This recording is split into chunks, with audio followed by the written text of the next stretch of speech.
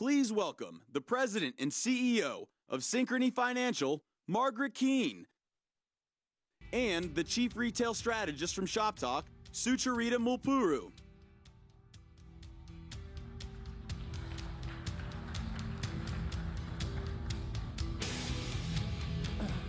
Well, Hi. welcome, Margaret. Hi, how are you? Good, good. Thanks so much for being here today. Thank you for having me. Oh, of course.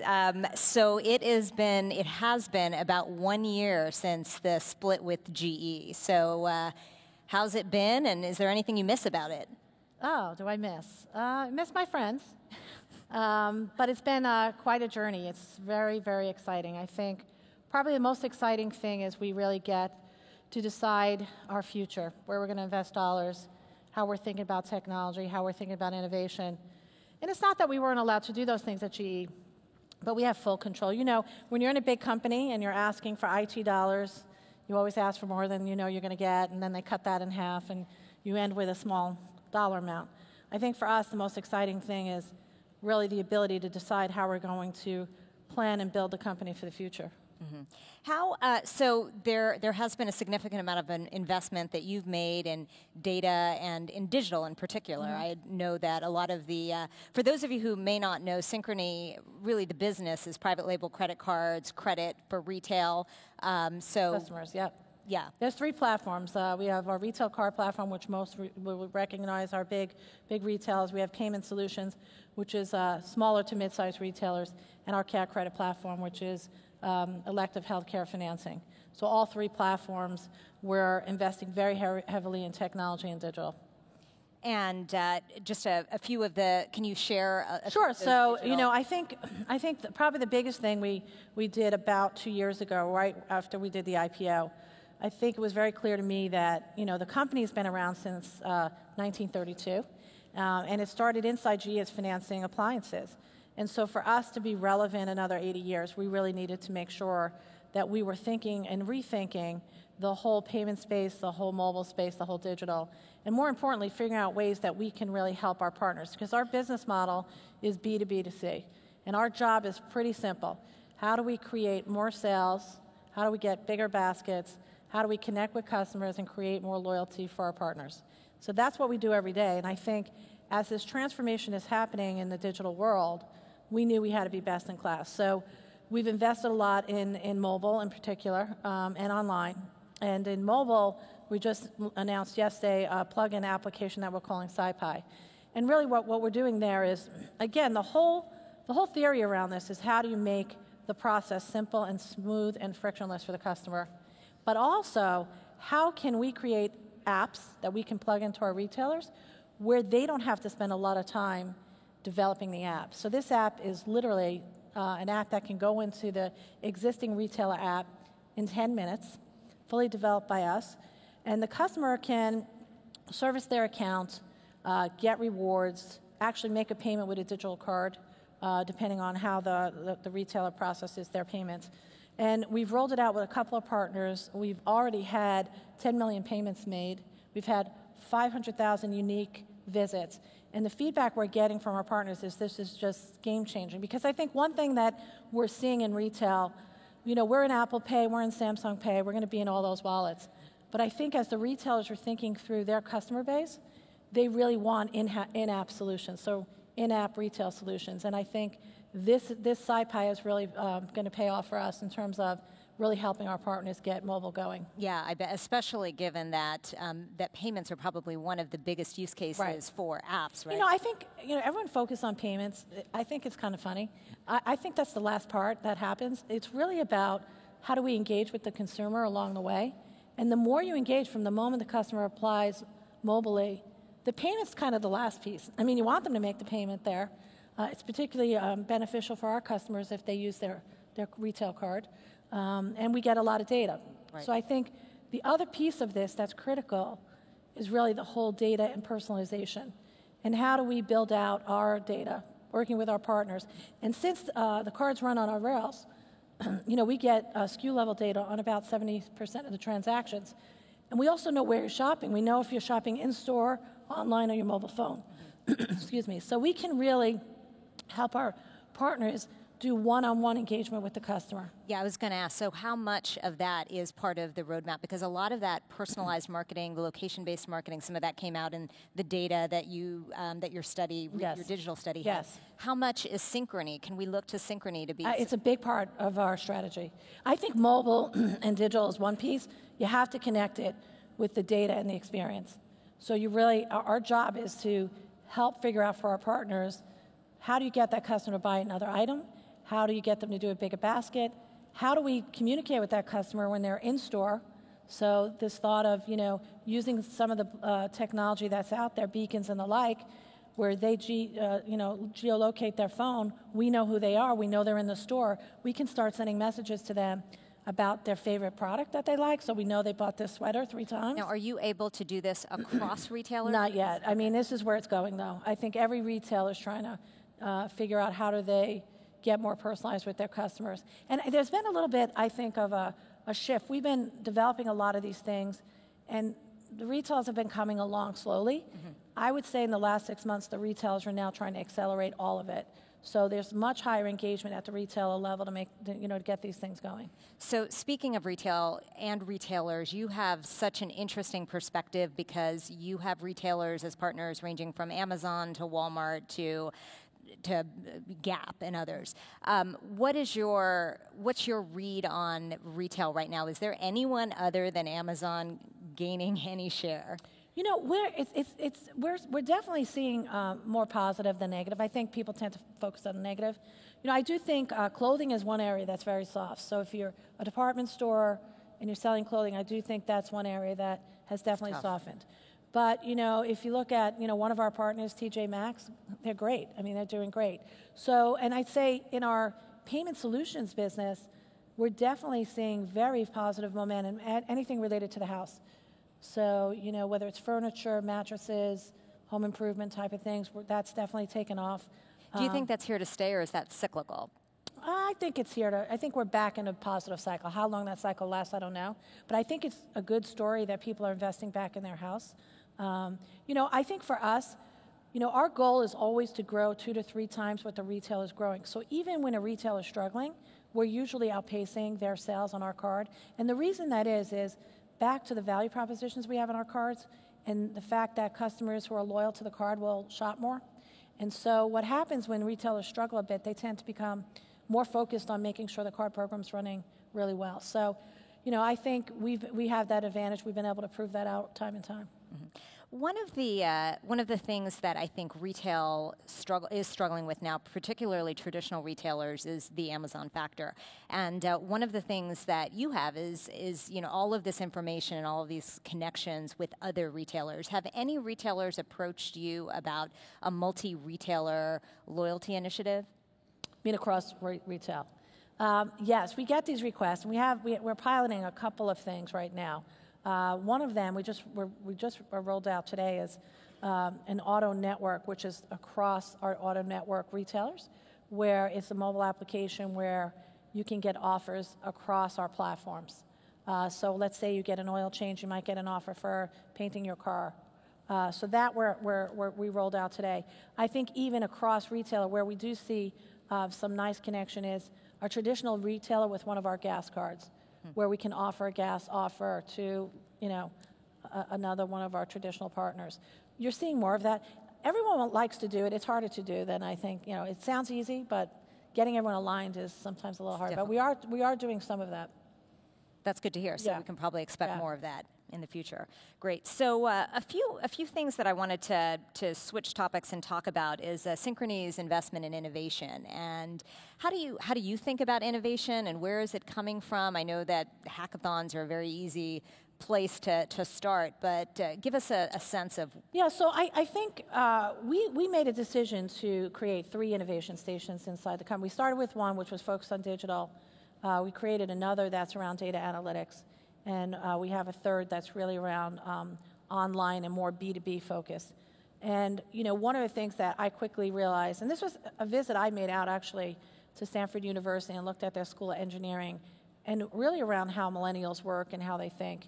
And I came back to the team and I said, we are not working the right way. We need to unleash the talent. And we created the first one in Stanford. And we've been able to really change the whole way we do development now. And so that's really been a big part. Tied to that, though, is really... So how can you just step back a little? Yeah. How has well, we're using Agile. We gave them a budget. We don't get involved. We let them go develop. I think you got to get out of the way. And we engage not only a cross-functional team, so it's fully cross-functional. They get to make the decisions. So it's not just IT people sitting in a room. It's risk people, it's credit people, it's lawyers, it's operational people, really working on getting the solutions And I presume out. kind of time to market has Time to market, everything, way improved, because we're now doing incremental change. And because we're using Agile, we can roll these things in on a regular basis versus, in the past, we'd wait to design the whole thing, and it would take, a year and a half, right? You can't operate in that environment anymore. So that same methodology now we have in the other two platforms that we're innovating on around data analytics and the online and B2B. So we've been able to move product out pretty fast. So I think that's really been exciting. The other thing we do is we have an internal process called Bolt Sessions, where we actually bring clients in to solve a problem. And we actually prototype in the day. So they'll come in for the day. We'll work on a particular area of focus. We'll prototype the product so that by the end of the day they can actually see how it could work. And then we agree with them on, are we going to roll this out and when can we get it out? And in that process, we'll also ultimately bring in end customer users into the UX design so that the customer is actually helping us design things. Because sometimes when you do surveys or you think customers are going to work on their computer or their iPad or their phone a certain way, when you actually see them do it, it's different. So we've really been able to bring those elements together from our design, the consumer involvement, and the partner, which also has helped us accelerate what we focused on and get things out to market. Great. So those are largely process changes. Yep. Are you looking at acquiring companies? Yes. So the other two areas I'd say we're highly focused on is, and I just think in the world we're in now, because things are moving so fast, you really sometimes have to step back and say, is there a better way to do this? Can I invest in a company? Can I buy a company? What are the things we really want to do, and how is it really? So a really good example are two investments we made, one in GP Shopper, another in Flex Receipts. GP Shopper, they were developing mobile apps for retailers, so helping smaller, mid-sized retailers get their mobile apps up and running. So we've partnered with them. They helped us build out SciPi, and that accelerated how we're thinking, and there's so much more opportunity to do there that we're working with them on. And Flex Receipts is another one where you can get your receipts on your mobile phone and you don't have to get paper. Some of our clients were already using them, so we were able to integrate that. So now you think about our GP Shopper experience and our Flex Receipt experience and then linking those together, right, and making that whole very frictionless, seamless process. And then, we're always looking at, fintechs out there and opportunities and companies we can partner with, maybe just partner, not necessarily do an investment in, but actually, is there a way for us to partner to kind of accelerate a problem we're trying to solve? So what are some of those examples so, of potential partnerships? an example might even be, we just got involved in blockchain as an example.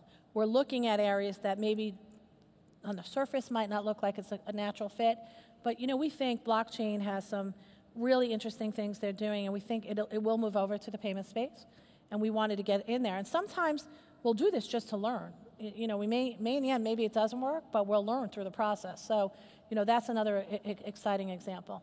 So you just made the announcement in the last day or so Yes. about Synchrony joining the R3 consortium. Yes. So tell me a bit about your vision for blockchain. What do you think? Well, I think it's early days. So I think we think they're going to help accelerate the whole payment exchange process, and payments are a big part of what we do. We think we'll learn from this. It could be transformational, and we want to get in there early. Another example of something we got in early is we actually invested in LoopPay, which was the pre-Samsung Pay. And when we first started talking to LoopPay, we did it more to learn what they were seeing and ultimately, and we were able to get into Samsung Pay very, very early because of our engagement with them. And that, some of this is just getting ahead of the technology and being part of it as they're developing it so we can be early adopters. So that's an important element of what we're doing. Do you see anything with blockchain being consumer-facing? A lot of what's being talked about seems like it's more back-end. Yeah, I don't know if I think it'll be back-end. I think that's really where they're focused, but, you never know. But I think it'll be mostly back-end focused. Interesting. How about, there's been a lot of talk in the last day about millennials, and I know that you have a lot of opinions on the sector. Because I have two of them. You do? Yeah. I think there are a number of myths about... I think there are a lot of myths, but I do think there are things that we really need to think about with millennials. I think they are just not as financially savvy, right? They're a little delayed in their understanding of how credit works, and you know, they're Venmo. They know Venmo. But we need to help educate millennials that you need more than Venmo. You're going to need a credit card someday. And we're seeing this play out now because the older millennials are buying homes and trying to get their credit established. So I think we have an opportunity here, particularly using digital, to really engage them in a different way. The other thing is they're very into experiences. So how do you make that engagement through an experience? You know, one area we're very intrigued on for us is we have an online bank. We don't have bricks and mortars, a situation where we have to worry about that. And, you know, we're really spending a lot of time thinking through how can we become the go-to bank for millennials. And, you know, we've done some projects with 2 different universities, and what they're asking for is very interesting. It's a lot of education. They want avatars that talk to them about when they're, you know, like with their mother's voice, when they're going low on, when they're going low on cash or they're spending too much money. And, you know, we did this project at 2 universities. They both came back with the same kind of thing. Let me ask you a challenging question, which is this a demographic that's even important to target? And the reason I say that is that they spend less, they have less money, they may not be as loyal. Meanwhile, there's no one targeting the older consumer who has more money and who arguably... No, I would say in our bank, we actually do go after the older consumers. So, but listen, I think this is a generation. There's 90 million of them. You cannot ignore them. They are going to change the way we work and think, and they're digital, you know, folks. So, you know, if you think about retail and engaging at the retail level, the retailers are struggling with how do I get them in my store, you know, how do I engage with them, how do I get them to spend, and I think it's such a big demographic. And I think, you know, like any demographic, we tend to categorize them in one group. There's actually multiple groups within millennials. You know, the oldest millennials now are 35. Right. And they're on to having babies and other things now. So you definitely can't ignore this group. And I just think we have to think about how we use technology to really bring them in and simplify, you know, what they're looking for and help them actually learn a little bit in the process. Right, right. You know, that's a good point, is that they're not all the same. They're not all the same. Too huge of a group to lump it all together. One of the questions that I have is about the role of AI in your business. And you have tons of thousands of employees. I presume a lot of them are in the call center and in other jobs like that. Do you see AI having a role in ultimately supporting or maybe even replacing? I'm a big AI believer. I would hate to say we're going to replace all humans, because I still think you need humans somewhere, but you know, we just did a hackathon working with the Alexa team at Amazon where, you know, using their APIs, we were able to develop some interesting solutions for our customer service where you can just have Alexa pay your bill and call in and things like that. So it's coming. I think there's big opportunity for AI across the processes. And actually, I think as we think about the future, I think you're going to get more, and, you know, Alexa is an example of this, you know, more of a conversational commerce where people are talking and ordering versus going online and actually ordering, right? So I think as people get more comfortable talking to their devices, I know I still have that problem. It kind of feels weird to me. I always say thank you, and I'm very well mannered with my device in my kitchen. But I think this is going to take over the way people think and how they operate. So I think you have to really be on the forefront of thinking how you're going to use AI. So I know we're almost out of time. I want to ask you a bit about mobile wallets still and get your thoughts on, and I think some of your data has reflected this as well. It's still slow. This is what we heard from Accenture today. Why do you think that is? And now obviously you're investing in things like plugins to help drive that wallet to the retailer's app, but I think the number one issue is it's just not ubiquitous everywhere. So people forget to use it in every single place. So that's number one. Two, they're still, for whatever reason, and it is more secure, people are still worried about security, which, you know, honestly, I think over time people will realize it is secure. They just got to keep using it. But probably the other one is, because you can't use it anywhere, and the actual process today isn't broken of just swiping your card, people revert to what they're used to. And so I think until there's some kind of value proposition this is why I think being integrated in the retailer app is really great, because if you could give other messages like reward certificates and how much your open to buy is and go look at this, you're now adding value in the process, and then payments are the last thing. So you have it open, you're ready, you're going to just pay with it, I think. So I think there's a couple of things that are challenging the wallets right now. Are there any interesting use cases that you've seen amongst your partners that are worth looking at? I think they're all still in their early stages. I wouldn't say. I think we've just rolled out SciPi and JCPenney and Dick's Sporting Goods, and we're having very good traction there. And we're going to roll it out to the rest of our clients. So I think we'll learn more from that process. Mm-hmm. So what's next on Synchrony's roadmap? So you have all these great announcements. You're thinking about blockchain. You're thinking about just plugins. Well, I don't want to tell you too many of our secrets, but what I would say is that really our goal and our mission, we really want to be a data technology-driven company that is really supporting our partners to grow and create increased sales and more loyalty for their customers. So if we keep that vision there, and in our purpose statement, we use the word pioneering. We want to be pioneers in many of these areas to help our partners be successful, because if they're successful, then we're successful.